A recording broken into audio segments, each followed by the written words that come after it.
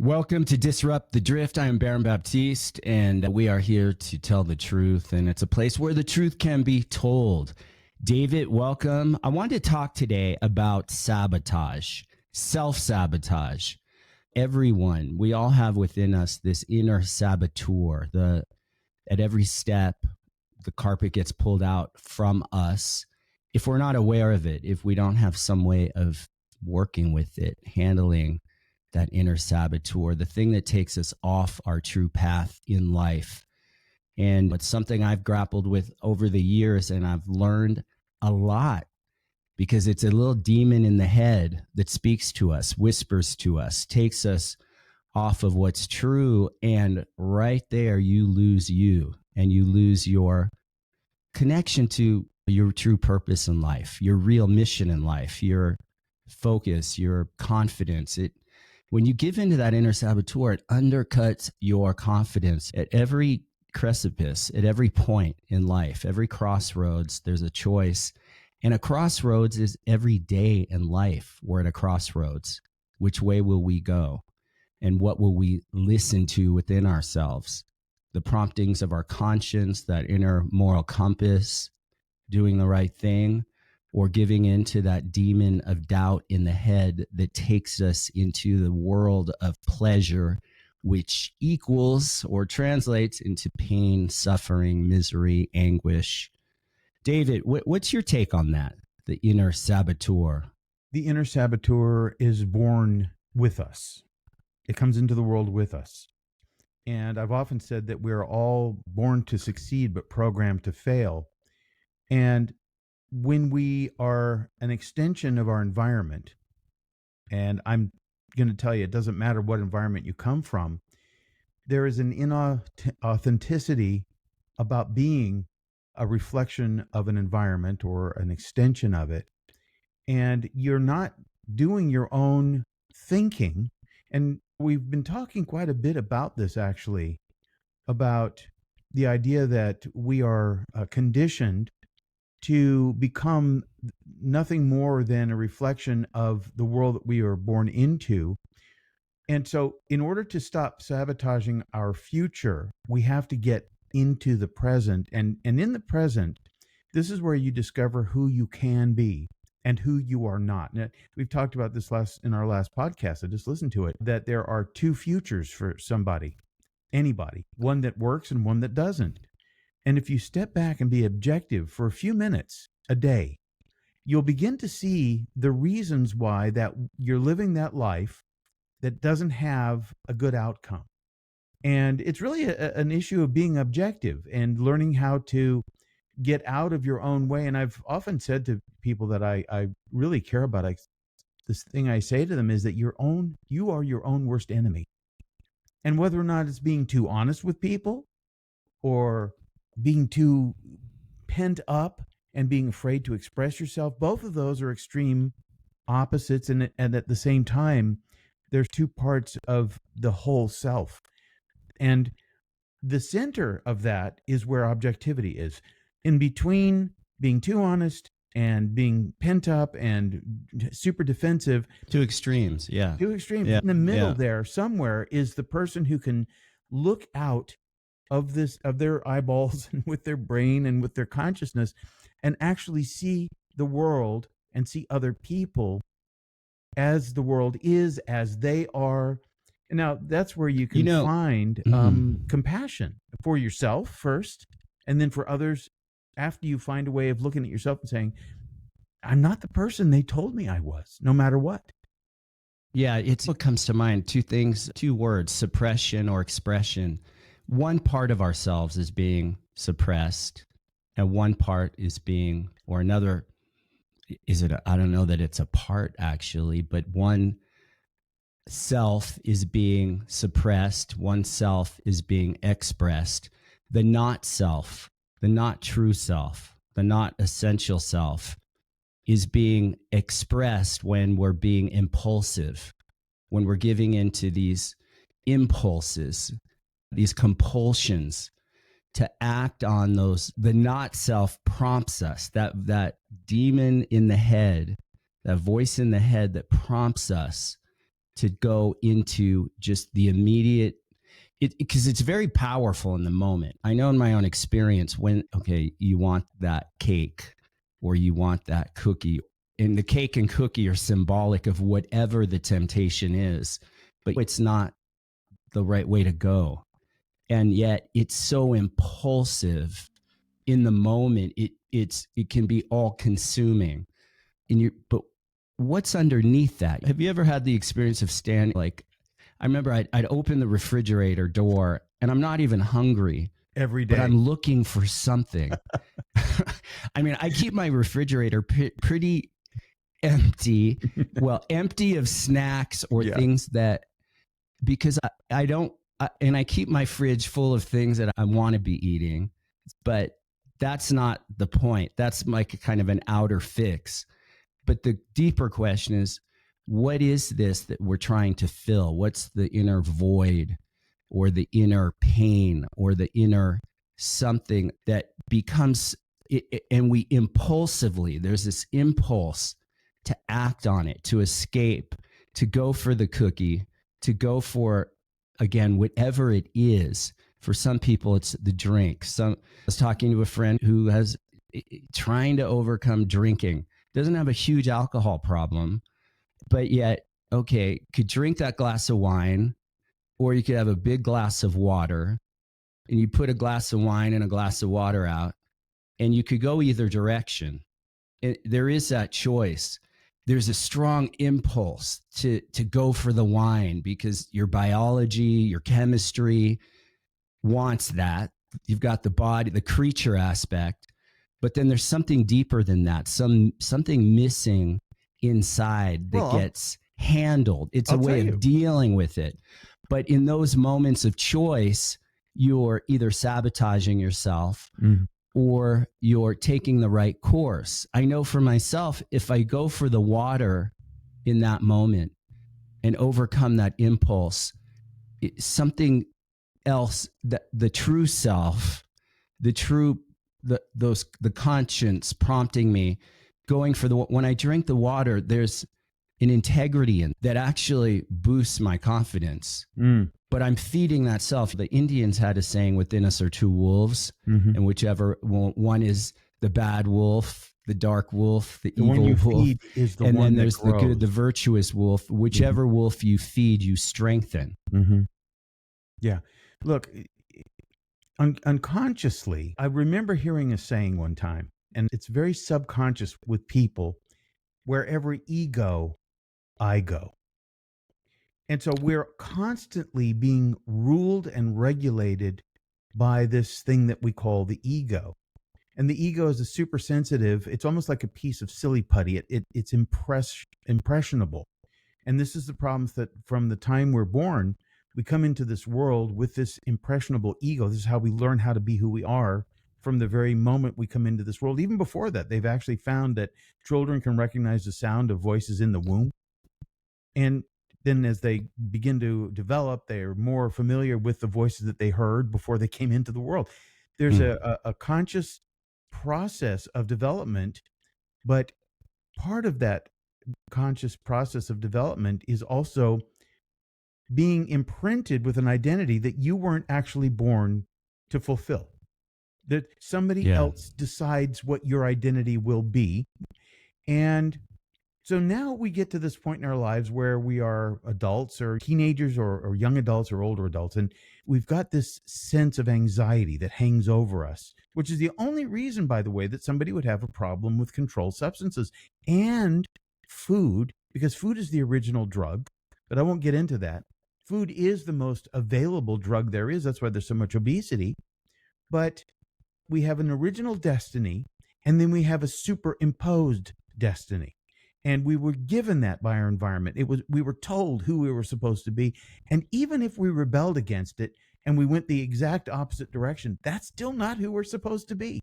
It's interesting. You're using the words that speak to language is what I'm hearing. We were told to be a certain way, or even in the womb still, we're picking up on narratives. We're picking up on commentary, and words have a vibration. Yes. And we're born into a world of stories. We're born into a world of conversations. We're born into a world, of stories that form us. And we're inside of these stories in our family dynamics, in our cultural dynamics as we're growing up. We're in this world of narratives, stories. And I just wanted to point to that. I didn't want to step over that as you're speaking to it, because there's something about stories being carried forward in life. We get stories about ourselves. Someone told you you're no good, you're a piece of shit, you're dumb, you're not whatever.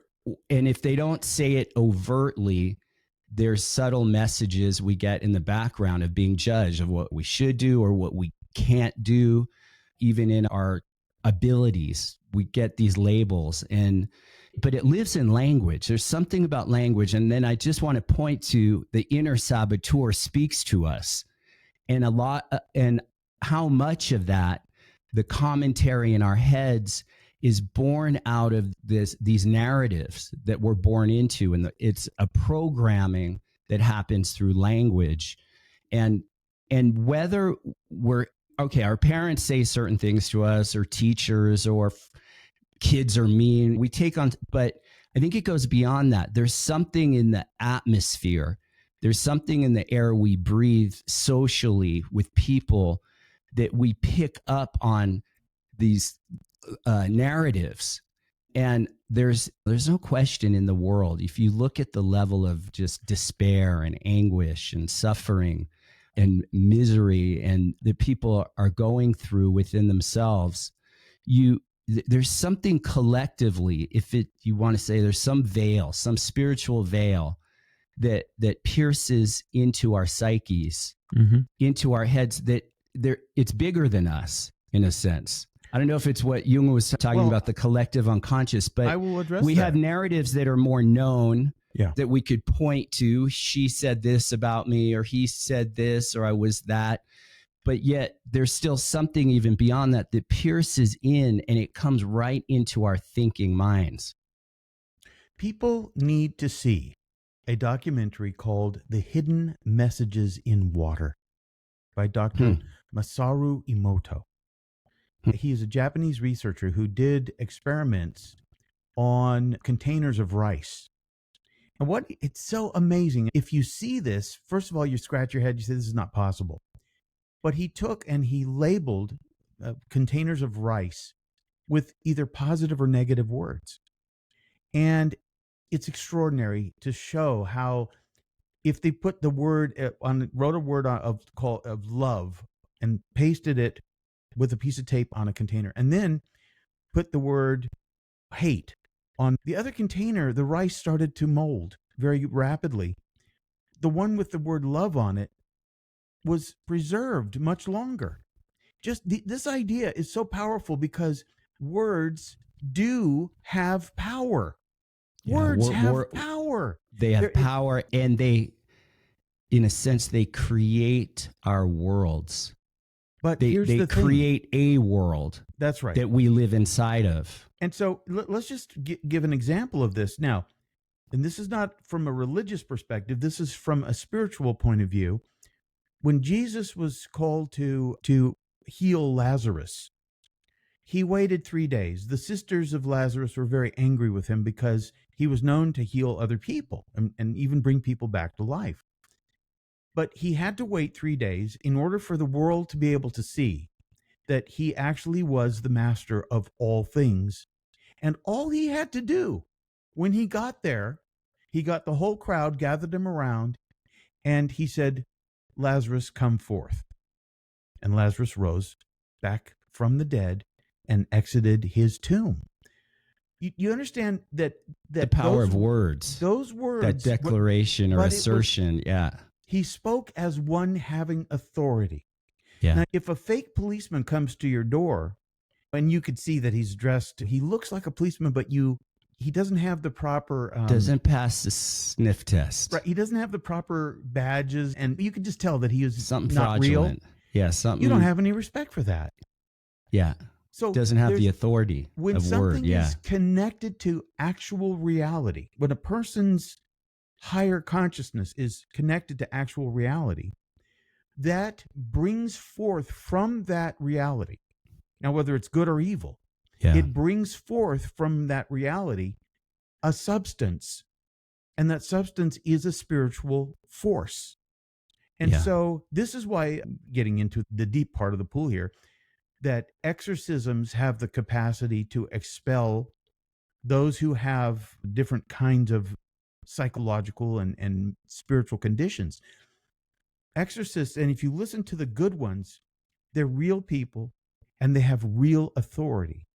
And because of their belief in what it is that's behind their authority. Now, a policeman has a governmental agency behind their authority.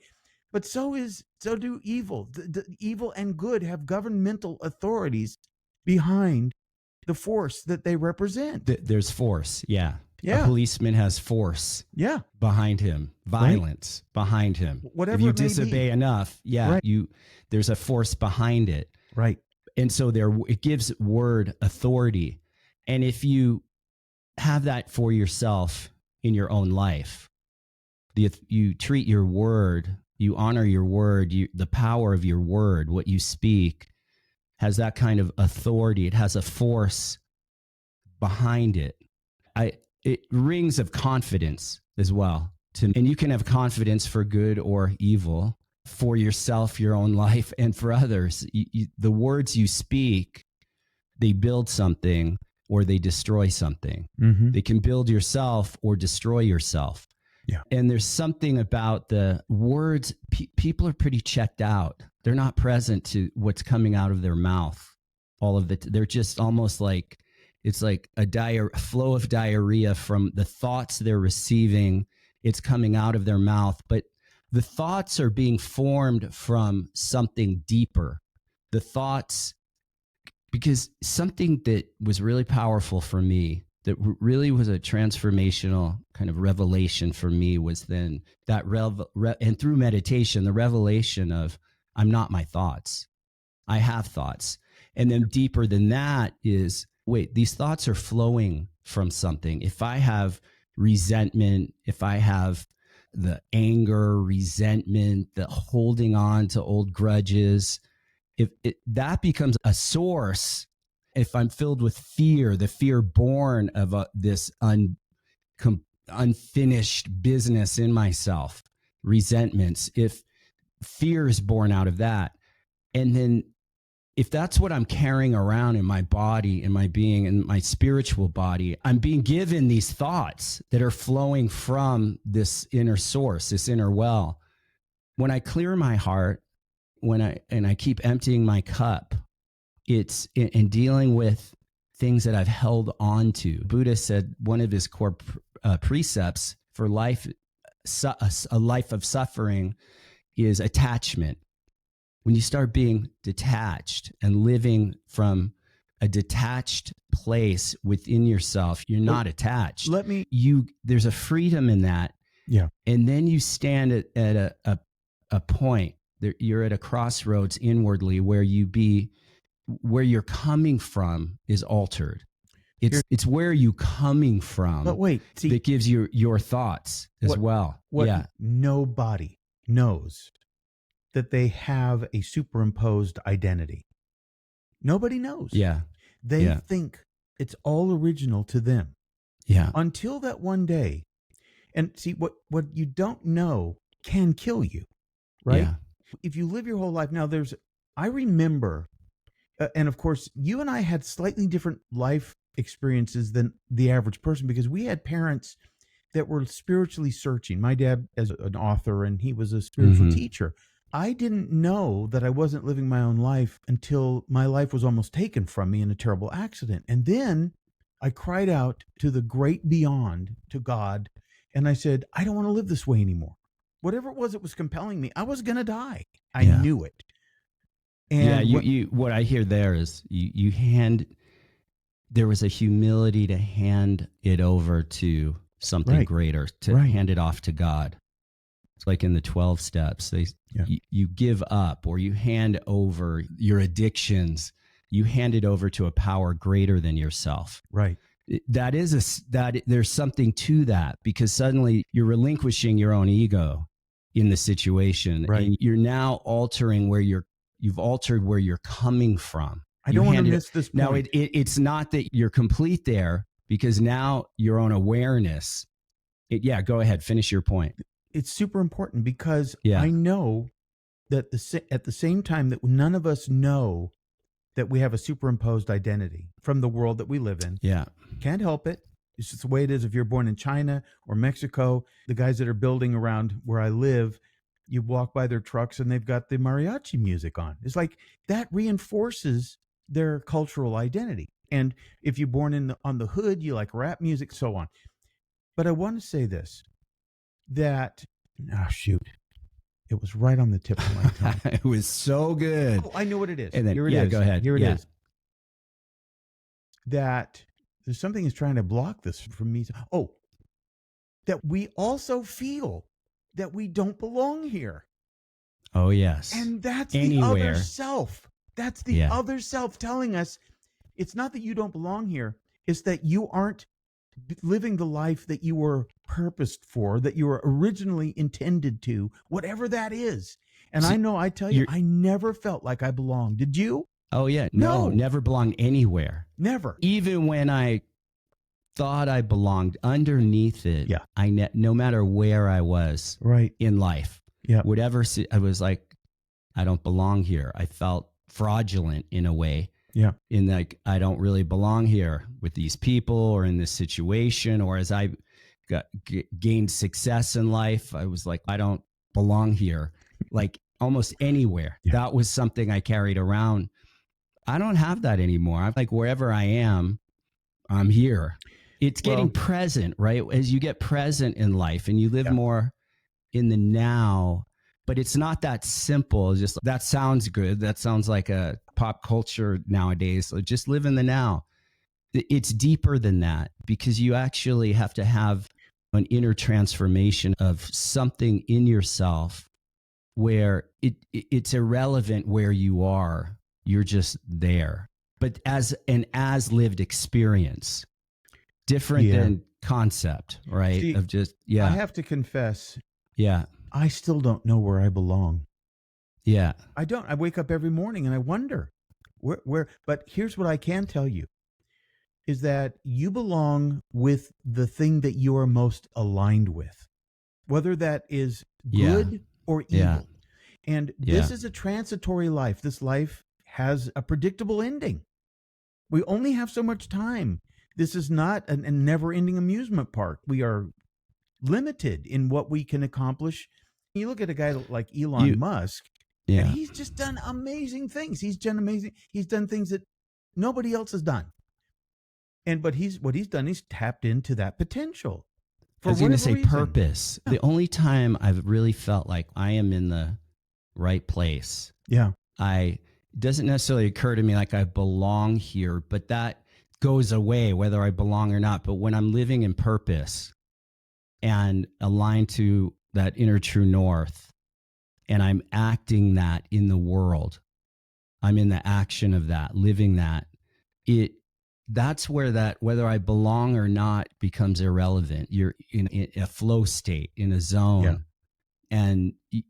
But I think in that, the identity, inner identity, which is like the not you, that just disappears. Yeah.